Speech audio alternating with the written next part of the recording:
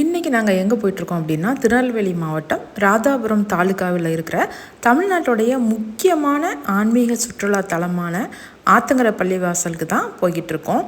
ஆத்தங்கர பள்ளிவாசல் தர்கா அப்படின்னாலே இணை வைப்பு ஷிர்கு அப்படின்னு சொல்லுவாங்க. இது அதையெல்லாம் தாண்டிய ஒரு வரலாற்று பயணம்.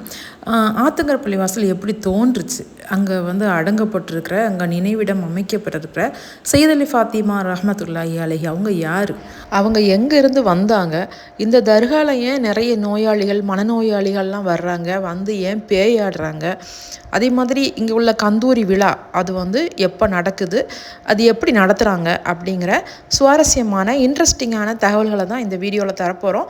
அதனால் ஸ்கிப் பண்ணாமல் கடைசி வரைக்கும் வீடியோவை பாருங்கள். ஆத்தங்கர பள்ளிவாசல் வந்தாச்சு. எங்கள் ஊர் ஏர்வாடியிலேருந்து பார்த்திங்கன்னா 40 கிலோமீட்டர் தூரத்தில் தான் இந்த ஆத்தங்கர பள்ளிவாசல் தர்கா இருக்குது. பஸ்ஸில் போகிறதா இருந்தால் 1 மணி நேரம் 1.25 மணி நேரம் கூட ஆகும்னு நினைக்கிறேன். காரில் அப்படின்னா 1 மணி நேரத்துக்குள்ளேயே வந்துடலாம். ஏர்வாடியிலேருந்து டைரெக்டாக கூட பஸ் இருக்குது. இல்லை அப்படின்னா வள்ளியூர் வந்தோம் அப்படின்னா அங்கேருந்து அடிக்கடி நிறையவே பஸ் இருக்கும். தமிழ்நாட்டோட முக்கியமான ஆன்மீக சுற்றுலா தலமாக இருக்கிறதால இங்கே வெளியூர் மக்கள் நிறையவே வராங்க. குறிப்பாக கேரளைட்ஸ் அந்த மாதிரி வெளியூர்கள்லேருந்து வர்றவங்களுக்கு ட்ரெயின் பார்த்திங்கன்னா வள்ளியூர் ரயில்வே ஸ்டேஷன் வந்துட்டாங்க அப்படின்னா அங்கேருந்து ஆட்டோ நிறைய இருக்குது. அதே மாதிரி ட்ரக்கர் கூட நிறைய விட்ருக்காங்க. அப்புறமா பஸ் ஸ்டாண்ட் வந்துட்டோம் அப்படின்னா வள்ளியூர் பஸ் ஸ்டாண்ட் வந்துட்டோன்னா அங்கேருந்து கூட நிறைய பஸ் திசையின் விலை போகிற பஸ்ஸு ஆத்தங்கர பள்ளிவாசல் தர்காவுக்கு வரும். இதுதான் பார்த்திங்கன்னா ஆத்தங்கர பள்ளிவாசலுடைய முகப்பு தோற்றம், அதாவது என்ட்ரன்ஸ். இது தர்காவை சுற்றி நிறையவே பஜார் நிறையவே இருந்துச்சு. நிறைய கடைகள்லாம் இருக்குது. எல்லாமே இங்கே வச்சுருக்காங்க. பிள்ளைகளுக்கான டாய்ஸில் இருந்து அப்புறமா அங்கே தர்காவுக்கு போகிறவங்களுக்கு பற்றி அந்த மாதிரி அந்த விரிப்பு அந்த மாதிரிலாம் கூட நிறைய வச்சுருந்தாங்க. இதுதான் என்ட்ரன்ஸ் உள்ளே நுழைஞ்ச உடனேயே பார்த்திங்கன்னா ஃபுல்லாக பெரிய கிரவுண்டு, அதை சுற்றியுமே ரூம் கட்டியிருந்தாங்க. அந்த ரூமில் அங்கே இருக்கக்கூடியவங்க அங்கே ஃப்ரீயாகவே தங்கிக்கலாமா. அதனால் ஃபுல்லாகவுமே சுற்றியுமே நிறைய ரூம் இருந்துச்சு. இதுதான் ஆத்தங்கர பள்ளிவாசல் தர்காவுடைய முகப்பு தோற்றம். தர்காவுடைய அந்த முகப்பு கட்டிட வடிவமைப்பு கூட ரொம்பவே அழகாக இருந்துச்சு. எனக்கு நினைவு தெரிஞ்சு நான் இப்போ தான் ஃபஸ்ட் டைம் இந்த தர்காவுக்கு வரேன். அதாவது நினைவு தெரிகிறதுக்கு முன்னாடி ஒரு டைம் வந்திருக்கேன், அதாவது 10 வயசுக்கு முன்னாடி. அது சரியான ஞாபகத்தில் இல்லை. ஏன்னா எங்கள் வீட்டில் தர்காவுக்கு போகிற வழக்கம் அவ்வளோ இல்லாததுனால நாங்கள் வந்ததே கிடையாது. ஒரே ஒரு தடவை எப்படி அப்படின்னா, அந்த காலத்துலலாம் மேரேஜ் கல்யாணம் முடிஞ்சிச்சு அப்படின்னாலே பொண்ணு மாப்பிள்ளைய தர்காவுக்கு தான் ஆத்தங்கர பள்ளிவாசல் தான் கூட்டிகிட்டு வருவாங்க.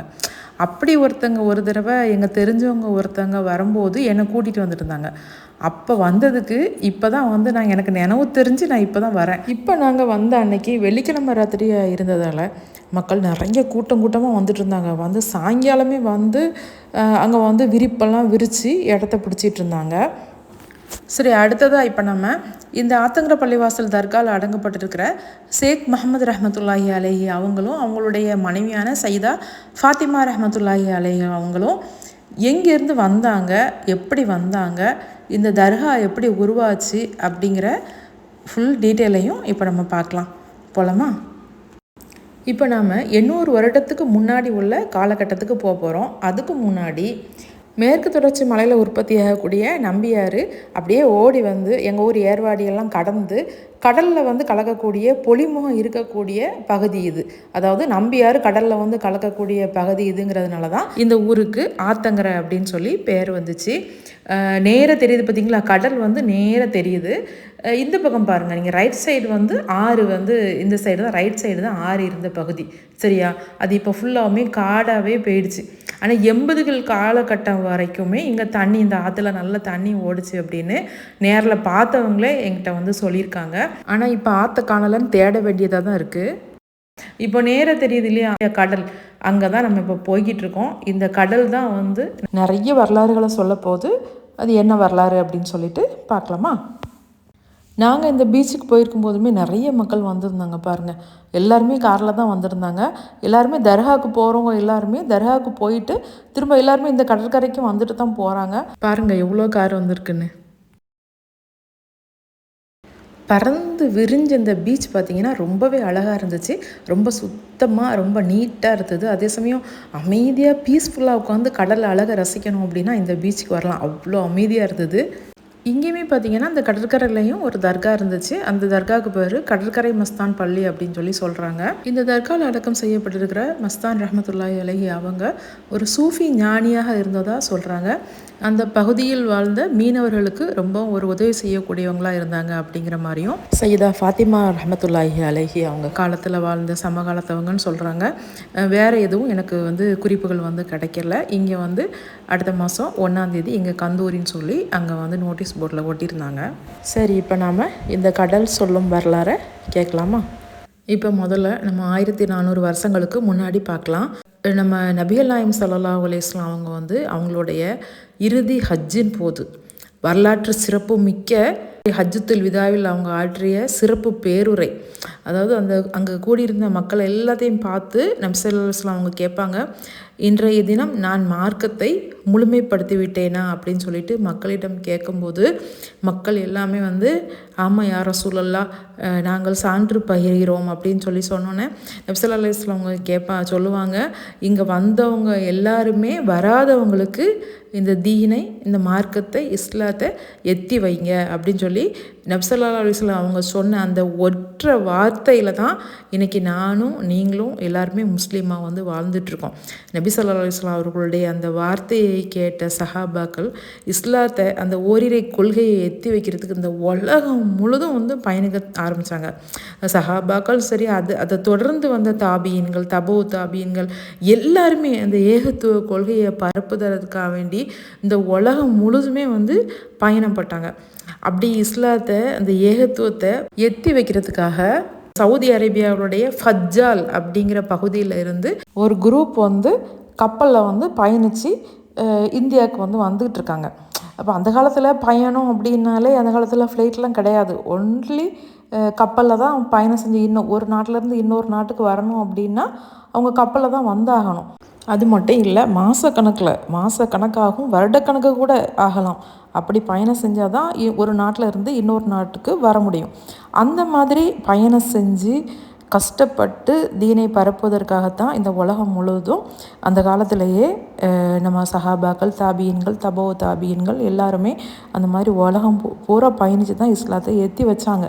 அவங்களுடைய வாய்வழி பிரச்சாரம் மட்டுமில்லை, அவங்களுடைய செயல்களை, அவங்களுடைய ஒழுக்கத்தை, அவங்களுடைய குடுக்கல் வாங்கலில் உள்ள நன்னடத்தையை பார்த்து இங்கே இருந்த மக்கள் எல்லாமே இஸ்லாத்தை ஏற்றுக்கிட்டாங்க. அந்த மாதிரி தான் ஏகத்துவத்தை எத்தி வைப்பதற்காக ஃபஜ்ஜால் அப்படிங்கிற பகுதியிலேருந்து வந்த இந்த கப்பல் என்னாச்சு அப்படின்னா, இந்த பகுதியில் வரும்போது பயங்கரமான புயல் காற்று வீசி அடிக்குதான். இந்த இடத்துல வரும்போது அந்த மாதிரி ஒரு புயல் கடைசியில் என்ன ஆகுது அப்படின்னா, கப்பல் ரிப்பேர் ஆகி பழுதாகி இந்த இடத்துல கரை ஒதுங்கிடுது. கரை ஒதுங்கினோன்னே அதிலேருந்து மக்கள் என்ன செய்கிறாங்க, அங்கேருந்து இறங்கி இந்த வெளியே பார்க்குறாங்க. பயங்கரமான காடுனா இப்போவே அது காடாக தான் இருக்குது. அப்போ அந்த 800 வருஷத்துக்கு முன்னாடி அந்த பகுதி எவ்வளோ பெரிய காடாக இருந்துக்கும் பார்த்துக்கிறோங்க. அந்த மாதிரி ஒரு காட்டு பகுதி. அந்த மக்கள் பிழைச்சி வந்த மக்களுக்கு பச்சை தண்ணி கூட கிடையாது. ஏன்னா அவங்க உணவு எல்லாமே கொண்டுருப்பாங்க. கப்பல் இதாகிடுச்சனால, புயல் அடித்ததுனால அவங்கக்கிட்ட எதுவுமே கிடையாது. அந்த மாதிரி ஒரு இக்கட்டான ஒரு சிரமமான சூழ்நிலையில் தான் இந்த கப்பல் கரை ஒதுங்கி இந்த இடத்துல அவங்க எல்லாருமே இறங்கி பார்க்குறாங்க. ஃபுல்லாகவே காடு, சரியான காடு.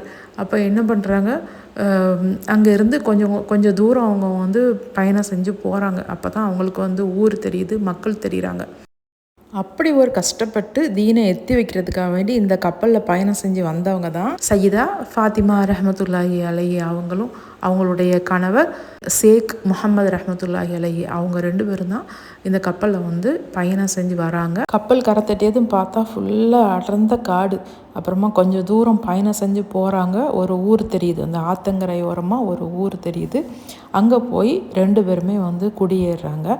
சையதா ஃபாத்திமா ரஹமத்துல்லாஹி அலைஹி அவங்களும் அவங்களுடைய கணவர் ஷேக் முஹம்மது ரஹமத்துல்லாஹி அவங்களும் சூஃபி ஞானிகளாகவும், அதே சமயம் அவங்களுடைய ஆன்மீக ஆற்றல் மூலம், துவா மூலம், எளிய மருத்துவ உதவிகளையும் அந்த மக்களுக்கு செஞ்சுருக்காங்க. எந்த ஜாதி மதம் எதுவுமே பார்க்காம எல்லா மக்களுக்கும், அதாவது தீராத நோய்களையும் குறிப்பாக மனநோயால் பாதிக்கப்பட்ட அவதிப்பட்ட அந்த பகுதியில் உள்ள மக்களுக்கு துவா மூலமாகவும் ஆன்மீக சிகிச்சை மூலமாகவும் குணப்படுத்தியிருக்காங்க அவங்களுடைய கணவர் ஷேக் முகமது ரஹ்மத்துல்லாஹி அலைஹி. அவங்களுடைய அந்த ஆன்மீக பணிக்கு ரொம்ப உறுதுணையாக சையதா ஃபாத்திமா ரஹ்மத்துல்லாஹி இருந்ததுனால தான் அந்த மக்கள் வந்து அவங்கள கண்ணியப்படுத்துகிற விதமாக ஆற்றங்கரை நாச்சியார் அப்படின்னு சொல்லி அழைச்சிருக்காங்க.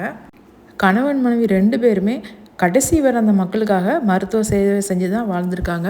அதனால தான் இன்றைக்கி வரைக்கும் அந்த நோயை தீர்க்கக்கூடியவங்க அப்படிங்கிற ஒரு நம்பிக்கையின் அடிப்படையில் தான் இந்த மக்கள் வந்து இங்கே வந்துக்கிட்டு இருக்காங்க. ஹசரத் ஷேக் முகமது ரஹ்மத்துல்லாஹி அலைஹி அவங்களுடைய மரணத்துக்கு பின்பும் அவங்களுடைய மனைவியான சையதா ஃபாத்திமா ரஹ்மத்துல்லாஹி அலைஹி தொடர்ந்து அந்த பணியை செஞ்சுட்டு இருந்திருக்காங்க. அதாவது அந்த மக்களுக்காக அவங்க வந்து ஆன்மீக பணியாற்றுதல், அதே மாதிரி அந்த மக்களுக்கான உதவி செய்கிறது, ஏகத்துவத்தை எடுத்துரைத்தல், மருத்துவ பணி எல்லாமே அவங்க செஞ்சிட்டு இருந்திருக்காங்க. இவங்களுடைய இன்னொரு முக்கியமான சிறப்பு என்ன அப்படின்னு பார்த்தீங்கன்னா, இவங்க வந்து அஹ்லுல் பைத் அப்படின்னு சொல்லி சொல்கிறாங்க. அதாவது நபி ஸல்லல்லாஹு அலைஹி வஸல்லம் அவர்களுடைய மகள் ஃபாத்திமத்து ஸஹ்ரா ரலியல்லாஹு அன்ஹா அவங்களுடைய குடும்பத்தில் இருந்து வந்தவங்க தான் அப்படின்னு சொல்கிறாங்க. ஏன் அப்படின்னா, இந்த சையீதா அப்படிங்கிற சிறப்பு பெயர் வந்து நபி ஸல்லல்லாஹு அலைஹி வஸல்லம் அவர்களுடைய குடும்பத்துக்கான அந்த சிறப்பு பெயர். அதனால் இவங்களுடைய இயற்பெயரும் குறிப்புகளெல்லாம் எப்படி இருக்குது அப்படின்னா, சையீதா ஃபாத்திமத்துல் பர்கா அப்படின்னு தான் இவங்களுடைய பெயர் குறிப்பிடப்பட்டிருக்கு. அதனால் இவங்களும் வந்து நபி ஸல்லல்லாஹு அலைஹி வஸல்லம் அவர்களுடைய வழி வந்தவங்க தான் அப்படின்னு சொல்கிறாங்க. அதனால தான் அவங்கள சையத் அலி ஃபாத்திமா அப்படின்னு சொல்லி கூப்பிட ஆரம்பிச்சிருக்காங்க. அது இன்னைக்கு வரைக்குமே தொடர்ந்துட்டுருக்கு. அதே மாதிரி கீழக்கரையை ஆட்சி செய்த சையத் இப்ராஹிம் ஷா ரஹ்மத்துல்லாஹி அலைஹி அவங்களும் ஆத்தங்க பிள்ளையாசல் சையதா ஃபாத்திமா ரஹ்மத்துல்லாஹி அலைஹி அவங்களும் ரிலேட்டிவ், அதாவது அவங்களுடைய மகளாகவோ அல்லது சகோதரியாகவோ இருக்கலாம் அப்படிங்கிற ஒரு குறிப்பும் இருக்குது. என்ன அப்படின்னா, அவங்களும் சையது நபி ஸல்லல்லாஹு அலைஹி வஸல்லம் அவர்களுடைய வாரிசு வழியில் வந்தவங்க தான். அதே மாதிரி தான் இவங்களும் சையதா அப்படிங்கிறதுனாலையும், காலகட்டங்கள் இருவருக்குமான ஒரே காலகட்டங்களாக இருந்ததுனாலையும், அதே மாதிரி ஆன்மீக மருத்துவத்திலையும் மனநலம் சம்பந்தப்பட்ட மருத்துவத்திலையும் 2 பேருமே மக்களுக்கு சேவை செஞ்சதுனாலையும் இன்னைக்கு வரைக்கும் அந்த தொடர்பு வந்து தொடர்ந்துக்கிட்டு இருக்கு. கீழக்கரை ஏர்வாடிக்கும் ஆத்தங்கர பள்ளிவாசலுக்குமான தொடர்பு இன்னைக்கு வரைக்கும் அதனால தான் தொடர்ந்துட்டுருக்கு அப்படிங்கிற தகவலும் இருக்குது. சையதா ஃபாத்திமா ரஹ்மத்துல்லாஹி அலைஹி அவங்களுக்கு குழந்தைகள் இருந்ததா தகவல்கள் இல்லை. அதே சமயம் இவங்க கூட பிறந்த சகோதரிகள் 4 பேர் அப்படின்னு சொல்கிறாங்க. அதில் ஒரு சகோதரியின் பெயர் தான் சின்ன பிள்ளை நாச்சியார். இவங்களோட அடக்கஸ்தலம் எங்கே இருக்குது அப்படின்னா, இங்கே பக்கத்தில் இருக்கிற திசையனுவில் ஆலங்குளம் ஜும்மா பள்ளிவாசல் பக்கத்தில் தான் அது அமைஞ்சிருக்கு. இன்னும் 3 சகோதரிகளில் ஒருவர் கேரளாவில் உள்ள பீமா பள்ளியிலும், இன்னொரு சகோதரி குஜராத்திலும், இன்னும் மற்றொரு சகோதரி மகாராஷ்டிராவிலும் அவங்களுடைய அடக்கஸ்தலம் இருக்குது அப்படின்னு சொல்கிறாங்க. ஆனால் இதுக்கு எந்த ஆதாரபூர்வமான தகவல்கள் இல்லை. இது எல்லாமே வாய் வழியான தகவல்கள் தான். நம்பியாற்று கரையோரத்தில் இந்த இடத்துல வாழ்ந்து வந்த தம்பதிகள் 2 பேருமே அந்த மக்களுக்கு நன்மையை ஏவி தீமையை தடுத்து ஏகத்துவத்தை எத்து வைத்து அந்த மக்களின் நோய்களுக்கு மருத்துவம் பார்த்து, குறிப்பாக மனநோய்க்கு ஆன்மீக ரீதியான மருத்துவ சிகிச்சை அளித்து அந்த பகுதி மக்களோடு ஒன்றோடு ஒன்றாகி அந்யோன்யமாக வாழ்ந்து கொண்டிருந்த காலத்தில் தான் ஒரு நாள் அவங்க கணவர் ஷேக் முகமது ரஹ்மத்துல்லாஹி அவர்களுக்கு ஒழு செய்வதற்காக ஆற்றுல போய் தண்ணி எடுக்க சையதா ஃபாத்திமா ரஹ்மத்துல்லாஹி போயிட்டு அவங்க வந்து பார்க்குறாங்க. அவங்க கணவர் ஷேக் முகமது ரஹ்மத்துல்லாஹி பாம்பு தீண்டி மரணம் அடைஞ்சிட்டாங்க. அதுக்கப்புறமும் சையதா ஃபாத்திமா ரஹ்மத்துல்லாஹி அவர்கள் அந்த மக்களுக்காக தொடர்ந்து அதே சேவையை அவங்க செஞ்சிட்டு இருந்ததாகவும், பின்னாடி அவங்களும் அதே பாம்பு தீண்டி இறந்துருவே 2 பேரையுமே இந்த இடத்துல அடக்கம் பண்ணி அவங்களுக்காக வேண்டி இந்த தர்காவையும் அமைச்சிருக்காங்க இந்த ஊர் மக்கள். அதுதான் இந்த ஆத்தங்கர பள்ளிவாசல் தர்கா. வரலாறு பார்த்தாச்சு. இப்போ நிகழ்வுக்கு வருவோம். நாங்கள் பீச்சுக்கு போயிட்டு வர்றதுக்குள்ளே இங்கே வந்து பார்த்தா அப்பா அவ்வளோ கூட்டம், எக்கச்சக்கமாக வெள்ளிக்கிழமை ராத்திரி அப்படிங்கிறதுனால பயங்கரமான கூட்டமாக இருந்துச்சு. இங்கே பார்த்திங்கன்னா ஜாதி மத இன பேதம் இல்லாமல் எல்லா சமுதாயத்து மக்களும் இங்கே வர்றாங்க. சமூக நல்லிணக்கத்திற்கு ஒரு பெரிய எடுத்துக்காட்டாகவே இருந்துகிட்ருக்கு இந்த தர்கா. எல்லா மாவட்டத்தில் இருந்தும், தமிழ்நாட்டில் இருக்கிற எல்லா மாவட்டத்தில் இருந்தும் நான் ஒரு சிலவங்ககிட்ட கேட்டேன். ஒருத்தங்க தேனின்னு சொன்னாங்க, ஒருத்தங்க திங்கள் சந்தை அப்படின்னு சொன்னாங்க, ஒருத்தங்க ராம்நாடு அப்படின்னு சொன்னாங்க, ஒருத்தங்க கோயம்புத்தூர்லேருந்து வந்திருக்கேன்னு சொன்னாங்க.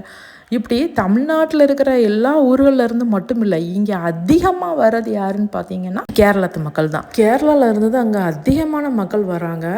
இங்கே வரக்கூடிய மக்கள் பார்த்திங்கன்னா நேர்த்திக்கடன் வச்சு ஃபாத்தியா ஓதி தர்காவுக்கு வந்து விரிப்பு போடுறது, அதே மாதிரி நேர்ச்சை பார்த்திங்கன்னா பாலும் பழம் தான் அதிகமாக கொடுக்குறாங்க. அதுலேயும் தேங்காய் பால் பழம் அப்படின்ட்டுலாம் ரொம்ப டிஃப்ரெண்ட்டாலாம் வந்து நேர்ச்சை செஞ்சு கொண்டு வந்து கொடுக்குறாங்க. இது போக இந்த மாதிரி கோழி ஆடுலாம் கூட நேர்ந்து விட்டு கந்திரி சோறு ஆக்கி கொடுக்குறாங்க. முன்னாடிலாம் வெள்ளிக்கிழமை ராத்திரி மட்டும்தான் இந்த நேர்ச்சச்சோறு ஆக்குவாங்களாம். ஆனால் இப்போ பார்த்திங்கன்னா டெய்லியே இங்கே சோறாக்கி கொடுக்குறாங்களாம். அங்கே இருந்த ஒருத்தர்கிட்ட கேட்டோம். அப்போ அவர் சொன்னார், அம்மா பள்ளிக்கு வரவங்க யாருமே பசியோடு போகக்கூடாது அப்படின்னு டெய்லி தினமுமே இப்போ நாங்கள் வந்து கந்திரி சோறு ஆக்கி கொடுக்குறோம். அதுவுமே எல்லாமே பிரியாணி தான். முன்னாடிலாம் சோறு கறி எல்லாம் போட்டு ஒரு புலாவ் மாதிரி தான் அந்த சோறு செஞ்சு கொடுப்பாங்க. இப்போ பார்த்திங்கன்னா ஃபுல்லாமே பிரியாணியாகவே பண்ணிடுறோம் அப்படின்னு சொன்னார். அப்போ இதுக்கு யார் ஸ்பான்சர் பண்ணுவாங்க அப்படின்னு கேட்டோம். எல்லாமே இங்கே வரக்கூடிய மக்களுடைய ஸ்பான்சர்ஷிப் தான். அவங்களே ஆடு கோழி எல்லாம் கொண்டு வந்து கொடுத்துருவாங்க. அதை நாங்கள் வந்து கந்திரி சோறு ஆக்கி கொடுப்போம் அப்படின்னு சொன்னாங்க. அதேமாரி நாங்களுமே நேர்லேயே பார்த்தோம். அதுக்கப்புறம் ஃபாத்தியா ஓதி அந்த யார் வந்து அந்த நேர்ச்சை கொடுக்குறாங்களோ அவங்களே வந்து நின்று கொடுத்துட்ருந்தாங்க. அதேமாரி நாங்கள் பார்த்தோம். இதுதான் அந்த நேர்ச்சை கொடுக்கக்கூடிய இடம். கந்திரி சோறு ஆக்கி அதை வந்து டிஸ்ட்ரிபியூட் பண்ணுற இடம் இங்கே வச்சு தான் கொடுக்குறாங்க. ஆண்களுக்கு தனியாக பெண்களுக்கு தனியான்னு சொல்லி தனித்தனியாக கவுண்டர் போட்டிருக்காங்க. ஆத்தங்கரை பள்ளிவாசல் பார்த்திங்கன்னா இப்போ ரொம்பவே நீட்டாக ரொம்ப சுத்தமாக இருந்துச்சு. ஒரு ஆள் நின்று க்ளீன் பண்ணிக்கிட்டே நிற்கிறாங்க அந்த தர்காவில். அதுவும் சுற்றி உள்ள இடங்கள் கூட ரொம்பவே சுத்தமாக இருந்துச்சு. முன்னாடியெல்லாம் அப்படி இருக்காதான், நீட்னஸ்ஸே இல்லாமல் இருக்கும் அப்படின்னு சொல்லி சொன்னாங்க. இப்போ பார்த்திங்கன்னா அங்கங்கே டஸ்ட்பின்லாம் வச்சு ரொம்ப நீட்டாக க்ளீனாகவே இருந்துச்சு. இந்த தர்காவுக்கு வலது பக்கத்தில் ஆண்களுக்கான தொழுகை பள்ளிவாசலும், தர்காவுடைய இடது பக்கத்தில் பெண்களுக்கான தொழுகை பள்ளிவாசலும் தனித்தனியாகவே இருக்குது. இது பாருங்கள், இங்கே தங்கியிருக்கிறவங்களுக்காக வேண்டி மொபைல் சார்ஜ் பண்ணுறதுக்காக வேண்டி அதுக்கும் தனியாகவே சார்ஜருக்கு ப்ளக்கெல்லாம் வந்து தனியாக வச்சுருக்காங்க. அதுபோக எல்லா பக்கமே சிசிடிவி கேமரா மாட்டி திருடர்கள் ஜாக்கிரதை அப்படிங்கிற போர்டுமே வச்சுருந்தாங்க. கடைசியாக பார்த்திங்கன்னா ஆத்தங்கரை பள்ளிவாசலுடைய முக்கியமான ஸ்பெஷாலிட்டியான ஒரு விஷயம் என்ன அப்படின்னா, ஆத்தங்கரை பள்ளிவாசல் அப்படின்னாலே அங்கே பேய் ஆடும் அப்படின்னு தான் எல்லாருமே கேள்விப்பட்டிருப்போம். வெள்ளிக்கிழமை ராத்திரி தான் முக்கியமாக அங்கே பேய் ஆடுவாங்க அப்படின்னு சொல்லி சொல்லுவாங்க. நாங்கள் போயிருந்த அன்னைக்கு வெள்ளிக்கிழமை ராத்திரியாக இருந்ததுனால அதை நேர்லையே பார்த்தோம்.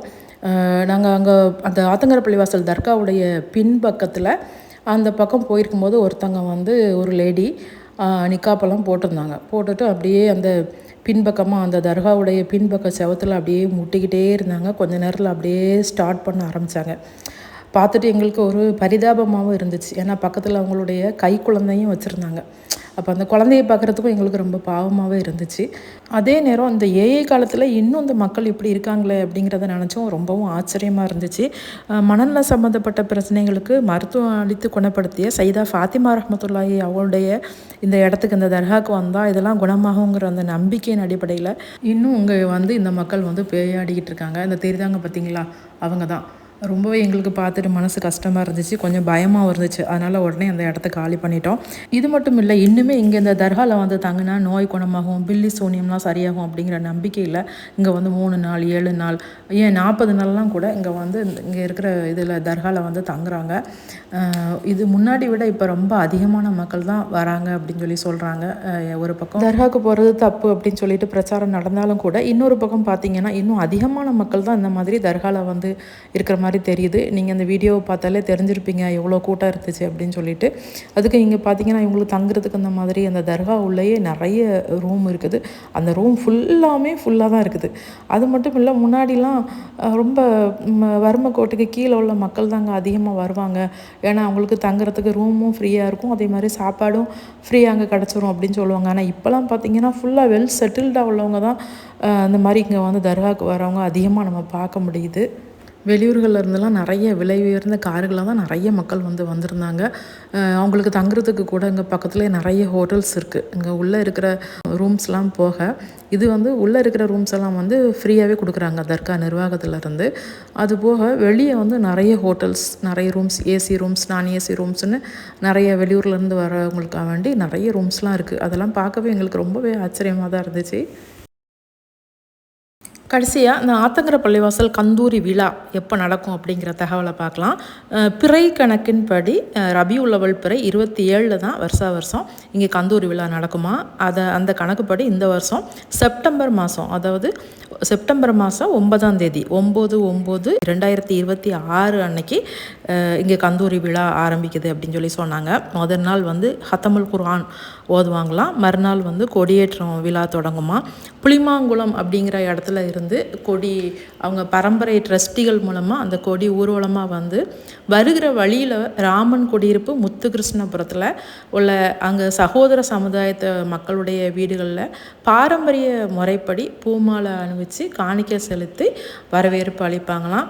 அதற்கு அப்புறம் தான் தர்கா வளாகத்துக்கு வந்து கொடி மரத்தில் கொடி ஏற்றப்படும் அப்படின்னு சொல்லி சொன்னாங்க. அதுக்கு அப்புறம் இதை அடுத்து கந்தூரி விழாக்களில் வந்து ஆன்மீக சொற்பொழிவு, இஸ்லாமிய இன்னிசை கச்சேரி எல்லாமே நடக்குமா. இந்த கந்தூரி விழாவுக்கு பார்த்திங்கன்னா ஜாதி மத பேதம் இல்லாமல் அனைத்து சமுதாய மக்கள் வந்து கலந்துக்குவாங்களாம். மத நல்லிணக்கத்திற்கு ஒரு எடுத்துக்காட்டாக தான் இந்த விழா இருக்கும் அப்படின்னு சொல்லி சொன்னாங்க. அப்புறமா இந்த கந்தூரி விழாவுக்கு பார்த்திங்கன்னா ஸ்பெஷலாக பஸ்ஸெல்லாம் கூட திருநெல்வேலி புது பஸ் ஸ்டாண்டு, திசையன் விலை, வள்ளியூரில் இருந்தெல்லாம் கூட நிறைய ஸ்பெஷல் பஸ்ஸும் வந்து விடுவாங்களாம். வருஷம் இங்கே நடக்கிற கந்தூரி விழாவில் ஆயிரக்கணக்கான மக்கள் வந்து கலந்துக்குவாங்களாம். மொத்தத்தில் இந்த மக்கள் எல்லாருமே ஏதோ ஒரு தேவையை தேடி ஏங்கி ஓடிக்கொண்டிருப்பது மட்டும் நன்றாகவே தெரிகின்றது. எல்லாவற்றையுமே அல்லாஹ் மட்டுமே நன்றாக அறிந்தவன். ஒன்று மட்டும் நிச்சயம், கடலோரத்தில் அமைக்கப்பட்டிருக்கிற இந்த தர்காக்களில் அடக்கப்பட்டிருக்கிற இறைநேசர்கள் எல்லாருமே தீனை நிலைநாட்டுறதுக்காகவும் ஏகத்துவத்தை எத்தி வைக்கிறதுக்காகவும் தங்களின் வாழ்நாள்களை ஃபுல்லாகவுமே அர்ப்பணித்தவர்கள் என்பதில் எந்த ஐயமும் இல்லை. அதே போல் இந்த தர்காக்கள் எல்லாமே நம்முடைய பழமையை, பாரம்பரியத்தை, வரலாறை குறிக்கக்கூடிய நினைவு சின்னங்கள் என்பதிலும் எந்த மாற்று கருத்தும் இல்லை. ஆத்தங்கர பள்ளிவாசலின் வரலாற்று தேடல்களை நிறைவு செய்துவிட்டு ஊருக்கு கிளம்பியாச்சு. இதே போன்ற இன்னும் நிறைய தகவல்களை தெரிந்து கொள்ள காத்திருங்கள். அடுத்த வீடியோவில் சந்திக்கிறேன்.